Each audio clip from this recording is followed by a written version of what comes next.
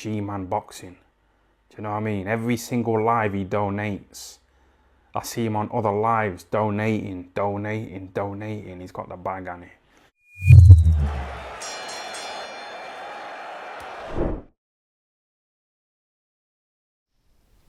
Alright, people, this weekend we see the trilogy fight Tyson Fury, Deontay Wilder 3. The last fight between these two, I can imagine, unless something bizarre happens, this is probably going to be their last fight. So, I already gave my 2 cents on this fight going back a couple of months ago in terms of how I felt it would play out, but since then I've kind of thought a bit more about this fight. I've thought a bit more about Deontay Wilder, what he might do, a bit about Tyson Fury, what he would do, and I felt like just talking about this fight again and giving my 2 cents on it again. Before I do, and before I get into this video, have a quick look, if you could, there on screen. That is Joe Stunner Boxing, a long-time subscriber of mine. Recently just started the YouTube channel, only I believe in the last day. Just starting out. If you could, I'll leave a link in the description as well as pinning the channel in the comment. Give him a like. Good lad, he's been a subscriber of mine for, I can't remember how long. It's well over a year, maybe even closer to 2. But big up to him for starting the channel. You know, it takes a lot to start it, especially to go on camera. Not a lot of people do that. So big up to him. Go over, give him a bit of support. Now, we're going to talk about this fight. So, when they were talking about this rematch or trilogy fight last year, bearing in mind this was just immediately after the rematch. In fact, I think it was only a week or two later. It wasn't long after the actual rematch happened that Team Wilder were like, nope, we're going down the road of having the trilogy fight. When I heard that, I thought, really, do we need to see it again? You know, it's one thing having a couple of fights that are very competitive and then seeing a trilogy, but when you've had a rematch which is so one-sided in one direction, what is the point? But obviously, you know, a lot happened over the last 18 months has pushed the fight back to now. I think it's a lot more intriguing now than it would have been if, we'll say, it had happened in June, July last year. It's a lot more intriguing. I think that this fight isn't the foregone conclusion that I originally thought it would be. I definitely think that Deontay Wilder can pose some more threat to Tyson Fury. I have to say that Tyson Fury, there's been a few rumours, and they're rumours, it has to be said, that he hasn't had the best camp. Now, I heard about this long before the postponement of the original date in June, that one of the reasons why it was postponed was because Tyson Fury was having a bit of trouble with Jared Anderson specifically in sparring. I can well believe that. I think that I've said this before, I think I even said it in a previous video, that Tyson Fury is the sort of fighter where he kind of needs to always be ticking over. If you just leave him out of the ring for a prolonged period of time, left to his own devices, he's the kind of guy where he can, you know, some fighters would say, you know, they go inactive for a while, they take a step back. Tyson Fury can take 3 or 4 steps back, you know, and he needs to kind of be almost eased back into it, if you get me.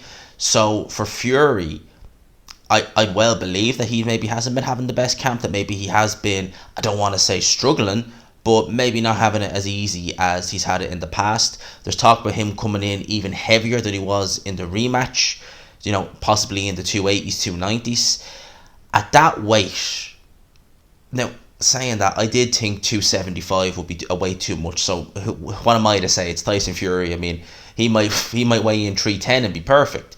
But there does probably come a time where a weight does become too much weight. You know, I think we saw that actually probably more so with Deontay Wilder, where he packed on a load of muscle unnecessarily for the rematch and it hindered him. It really did. So Tyson Fury, I would imagine, if it ain't broke, don't fix it. That's the kind of mentality they're going to go for. I do think he might actually box more in this fight. I think that he might actually start out, you know, like the way he did in the rematch, where he was just, you know, trying to walk Deontay Wilder down with a very hard jab. And then maybe if he gets a little bit comfier, if Wilder is, you know, showing some stubborn resistance, he might switch it up to just try and confuse Deontay Wilder. I can't imagine that's too hard. And he might start moving and box on the back foot. Now, Deontay Wilder, I said this before, I'll say it again. I was going to say if I was Deontay Wilder's trainer, but I'd be probably fired within a day, because I'd be telling him, you need to do this, and yeah, we know what Deontay Wilder is like.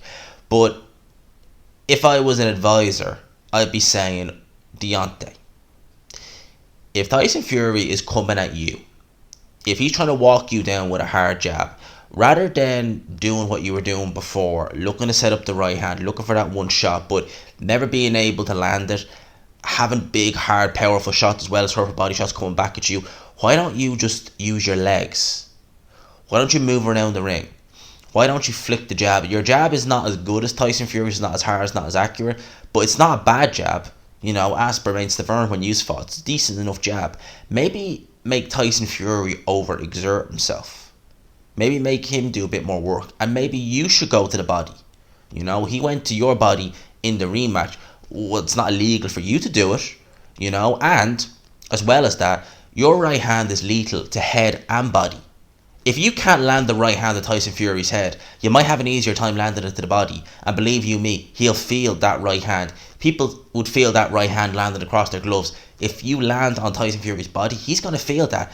If he is weighing heavier, if he's coming in at 290, 285, that's excess weight that he's having to carry, that he's having to move around the ring. A, chasing you, and B, if you're taking the legs away from him of a 280 plus pound man, 290 pound man, we'll say, just assuming he is going to weigh that, then he is going to get tired. And then the head will soon follow. So that is what I will be saying to Deontay Wilder. Tyson Fury is going to try and bully Wilder into clinches, and I think that was one thing that Wilder, thinking that, you know, packing the muscle on would help, it didn't, will be helping him in the clinches. If Fury decides to clinch Wilder, he's good. He's the naturally bigger, stronger guy. There's not a lot Wilder can do there. But when Wilder is free and he has a chance, move around in the back foot, pop your jab out. You know, make Tyson Fury second guess himself if you can. If you can do it, if you can make Tyson Fury second guess himself, if you can throw a couple of right hands to the body, if you can bring Tyson Fury's arms to, if you can take his legs away, not by hitting him on the head, but by making him work when he doesn't want to work, and making him use his legs when he doesn't want to use them, then that could play into your advantage. That could slow Tyson Fury down. The hard jabs that you were getting hit with, if the steam starts to go from Tyson Fury, those hard jabs that you were getting hit with consistently in the rematch, they won't be as hard. Because he's losing a little bit of energy, and because he loses a bit of energy, there mightn't be as much steam in the shots. You see how that works? So I would maybe advise Deontay Wilder to do that. Whether he does or not, it's a different story. But I think that, look, you've tried, you know, the way you do it in the first fight, it didn't really work. You were kind of frustrated with Fury's movement. You tried it again. You tried to land the right hand in the rematch. It really didn't work. What's wrong with just trying something different? Now, the reason why I don't think Deontay Wilder will is because I think that Deontay Wilder, he is so set in his ways. He's so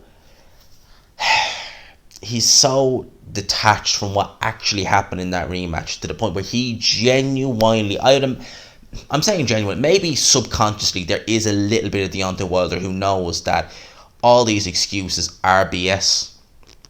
But maybe he just needs this, that he's cheating, this, that, and the other, to really just kind of have it just as a pillow to lie on, you know. And if Deontay Wilder really truly believes that, you know, Tyson Fury cheated, that he can go in the way he did in the rematch and, you know, as long as it's fair, it'll be fine, then he's screwed.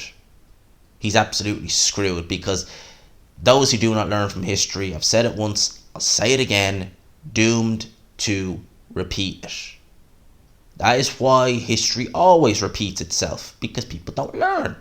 And if you got battered from pillar to post using these tactics, and you go in with the same tactics, what do you really think is going to happen again? You know, if Tyson Fury and Deontay, because the one thing about Deontay Wilder I will say is that he does have that punching power. He has the right hand, it can change things. If these two were to fight 10 times, I would pick Fury to win the majority, but there would be a fight or two in that 10 where Wilder would land the right hand and take Fury out, that which I've no doubt. Is this going to be one of them? I don't know, potentially. If you're Tyson Fury, as I said, that's what I think Deontay Wilder should do. If you're Tyson Fury, basically, I just think you should go by if it ain't broke, don't fix it. If Deontay Wilder does start to move a bit, well then, you know, maybe don't follow. Maybe try and frustrate him and let him, you know, turn it into a boxing match. You know, Deontay Wilder, Tyson Fury, the first fight, it was more a pure boxing match. Tyson Fury really didn't really apply any pressure until he got dropped in the 12th round. So if you want to do that, if you want to offset Deontay Wilder, because maybe he thinks, okay, I'm doing well, I'm moving around the ring at this guy, he's coming to me, he's not landing, I'm hitting him to the body, and then you offset Deontay Wilder, you start boxing, then it becomes a case of, oh, now I got to go looking for this guy. If you're Deontay Wilder, oh, that's not part of it. Now things are changing. I think Tyson Fury will probably, as I said, implement parts of the first fight and parts of the second fight. I think that's what he's going to do in this fight. I don't think it's going to be the same Tyson Fury we got in the rematch. I think it's going to be a bit of both. I think maybe if he did have a bad camp, he's maybe thinking, maybe I need to be a bit more circumspect. Maybe my timing isn't exactly where it should be. Maybe my reflexes aren't where they need to be. Maybe I can't just go in recklessly and, try and walk this guy down again. Because bear in mind, when he fought Deontay Wilder in the rematch, he was how long? About 5 months removed, maybe a little over that, from the Otto Wallin fight. 18 months. It's a long time. It's a very long time. So I think Tyson Fury, as I said, his main game plan, go to the head, go to body, add a little bit of boxing, but keep using that very good jab, that very hard jab that he's developed working with Javon Sugarhill, which is Tyson Fury's jab has always been quite good, but in the Deontay Wilder rematch, it was excellent. And if he can keep that jab the same, pepper Deontay Wilder with it, just jab him in the face, it's going to offset Deontay Wilder. It's going to make this fight very easy for Tyson Fury. I have to give a pick. I have to give a prediction. My prediction for this fight, I do think this fight is going to be a lot more competitive. It's going to be a lot more intriguing to watch. I think that Tyson Fury will win this fight. My pick is Tyson Fury to win this fight, late stoppage. I was going to originally go with points. I'm going to go late stoppage.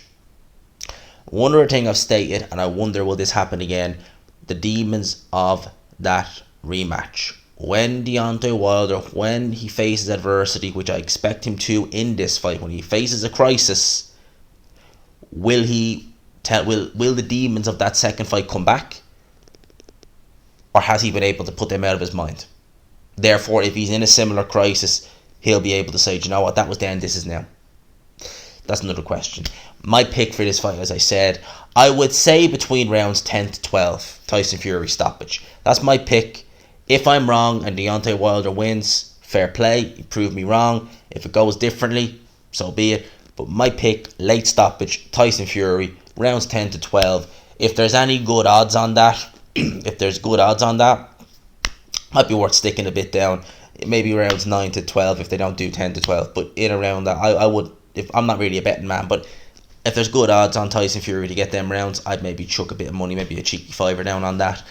So that's my pick. Let me know your thoughts. I hope you enjoyed this video. I hope it gave you something to think about.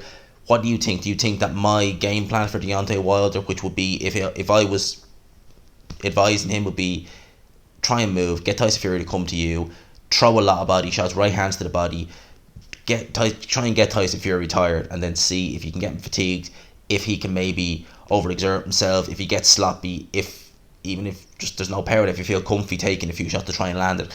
Let me know your thoughts. And for Tyson Fury, again, pretty much the same. Implement a bit of more boxing like you did in the first fight, but mainly stick to what you did in the second fight. Let me know your thoughts in the comment section.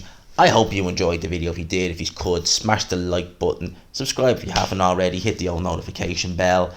Lads and lassies, for now I'll talk to you. Peace.